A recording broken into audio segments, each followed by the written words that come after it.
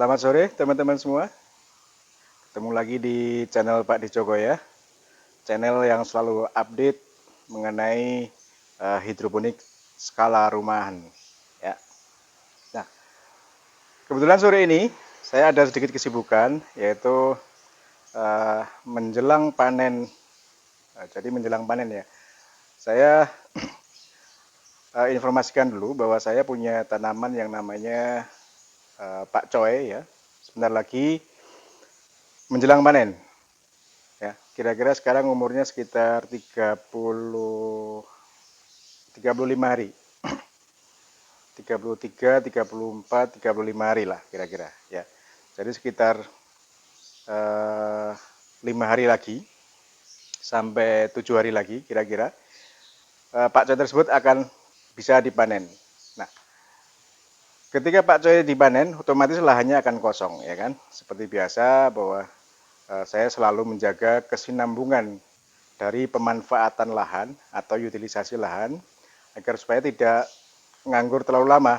Maka per hari ini saya sudah mempersiapkan untuk proses tanaman lanjutan tersebut. Ya. Nah, kali ini saya akan sharing mengenai calon tanaman lanjutan tersebut. Saya akan menanam atau mulai melakukan pembibitan. Saya rencanakan sawi putih. Ya. Nah, saya akan melakukan pembibitan untuk tanaman sawi putih ini atau tanaman Dakota ini melalui proses atau menggunakan media tisu seperti biasa. Yang lalu juga saya pernah mencoba dan ternyata juga berhasil, panennya bagus sekali. Bisa dilihat di channel YouTube saya juga. Di situ saya sudah melakukan pembibitan sawi Dakota ini mulai dari pembibitan menggunakan media tisu, kemudian pemindahan dari media tisu ke media rockwool, dan dari media rockwool kemudian sampai pindah tanam, dari pindah tanam kemudian sampai dengan prosesi panen. Jadi teman-teman semua bisa lihat di video saya sebelumnya. Itu sudah komplit sekali bagaimana caranya mulai dari proses pembibitan menggunakan media tisu sampai dengan panen, sampai dengan berhasil panen. Nah, sekali lagi saya informasikan bahwa tujuan pembuatan atau pembibitan sawi menggunakan media tisu adalah dalam rangka mengoptimalkan fungsi rockwool. Sehingga seperti biasa, hanya bibit sawi Dakota yang tumbuh dengan sempurna nanti itu akan dipindahkan ke rockwool untuk proses selanjutnya ya, yaitu proses pembesaran sampai dengan panen dan seterusnya. Nah, dengan cara ini diharapkan bahwa tidak ada satupun rockwool yang tidak terpakai. Karena apa? Karena memang semua dari bibit sawi Dakota yang tumbuh dengan sempurna itulah yang dipindahkan ke rockwool dan untuk proses selanjutnya sampai dengan panen. Oke, kita langsung aja mulai bagaimana caranya. Walaupun dulu juga sudah pernah, tapi sekarang akan saya ulangi lagi dan akan saya share kembali. Mungkin untuk teman-teman yang belum sempat menyaksikan video saya sebelumnya, nah kali ini akan saya share lebih detail lagi ya, bagaimana cara pembibitan sawi Dakota ini menggunakan media tisu. Oke, kita langsung mulai, teman-teman. Alat dan bahan apa yang harus dipersiapkan? Seperti biasa, pastinya adalah benih sawi Dakota. Kemudian cawan, ya, untuk memindahkan dari saset ini ke cawan. Kemudian ada tisu juga, ya, tisu ini.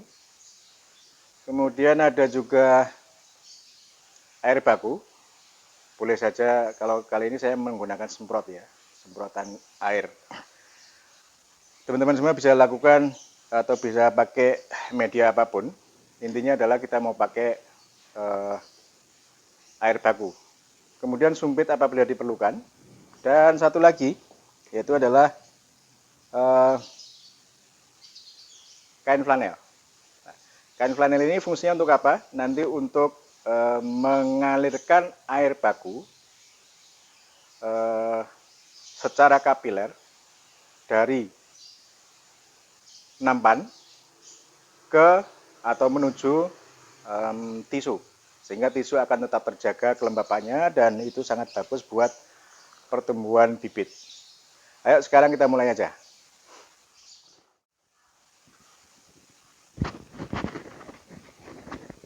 Kita mulai dengan membuka saset ini dulu.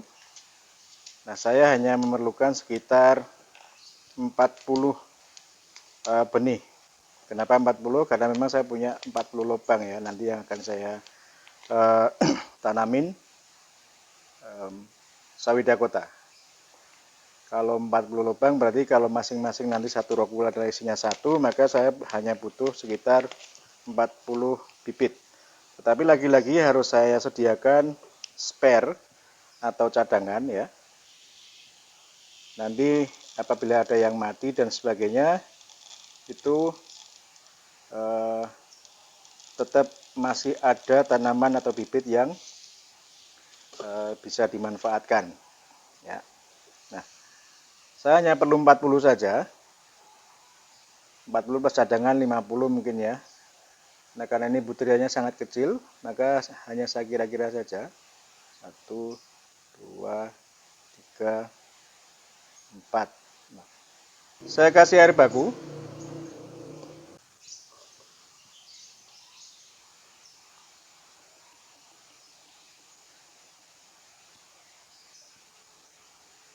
Coba lihat, ini kelihatannya ngambang semua tapi nggak apa-apa, diaduk dulu supaya nampak nanti kira-kira yang tenggelam adalah bibit yang mau kita pakai ya.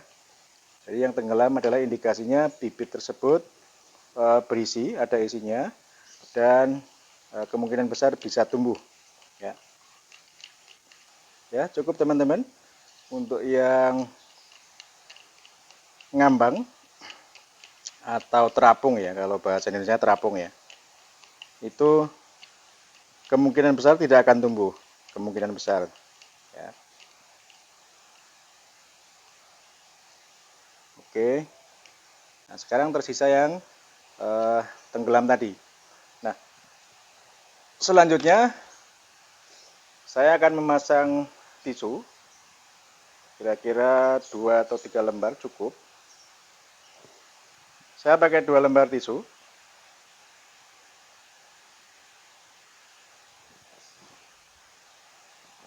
Saya taruh di sini. Iya.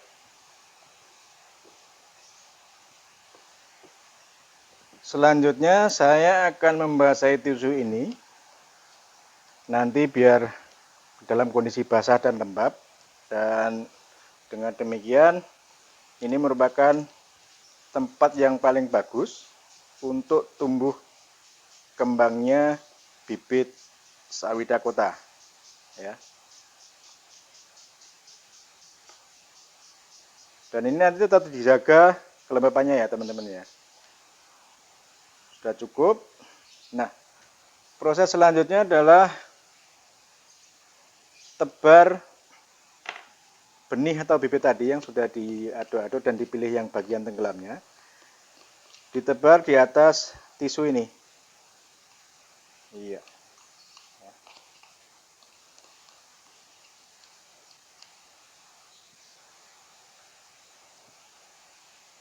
Oke, lengket.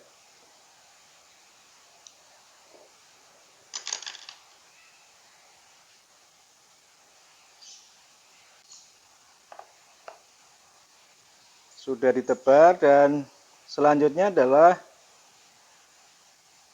membuat jarak antara butiran yang satu dengan butiran yang lain. Kenapa? Alasannya sangat sederhana teman-teman.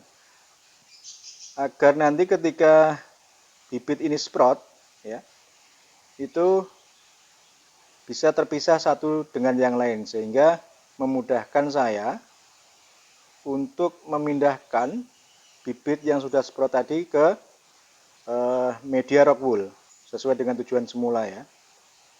Media rock wool nantinya akan dipakai ketika bibit-bibit yang ada di tisu ini sudah sprout. Dan ingat sekali lagi bahwa hanya bibit yang tumbuh sempurna atau sprout nanti yang dipindahkan ke rock wool. Karena tujuan utama adalah mengoptimalkan fungsi rock wool. Nah, kenapa dioptimalkan? Karena memang harga rock wool relatif lebih mahal ya. Kalau dibandingkan dengan tisu ya jauh lebih mahal rock wool, makanya kita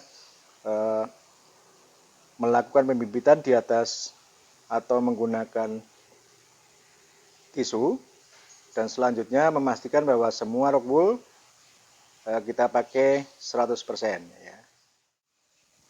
Nah, pekerjaan selanjutnya ketika ini sudah rata ya dan terjaga jarak satu dengan yang lain, selanjutnya saya akan membasahi atau menggenangi air di sekitar nampan ini.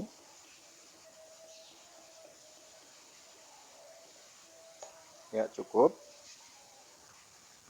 Dan saya akan mengalirkan air yang ada dalam nampan ini menuju tisu ya. Yang fungsinya adalah mengalirkan air secara kapiler dari genangan air melalui kain flanel dan membasahi tisu ini ya. Fungsinya sesederhana itu. Kenapa? Karena memang kita menjaga agar tisu tetap dalam kondisi lembab dan basah ya. Caranya begini.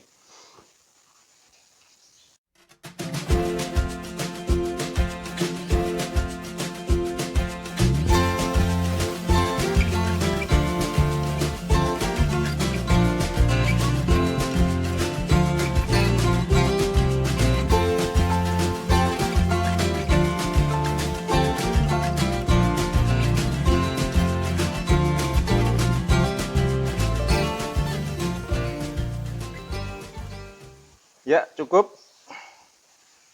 Nah, pekerjaannya sederhana banget dan sudah selesai sebetulnya ya, teman-teman. Bagaimana? Mudah sekali kan? Proses pembibitannya pun mudah. Dan nanti ketika sudah sprout, ya, nanti akan kita lihat dan akan dipilih sekali lagi, dipilih bibit yang tumbuh sempurna yang akan dipindahkan ke rock wool nantinya. Ya. Oke, inilah kondisi bibit sudah kita tebar di atas tisu dan sudah dalam kondisi lembab tisunya. Selanjutnya bibit ini akan langsung dijemur atau dikenakan ke sinar matahari langsung ya, tidak perlu ditutup. Nanti akan kita lihat perkembangan selanjutnya 1 hari atau 2 hari ketika sudah sprout dan tumbuh daun basicnya ya. Nah, bagaimana teman-teman?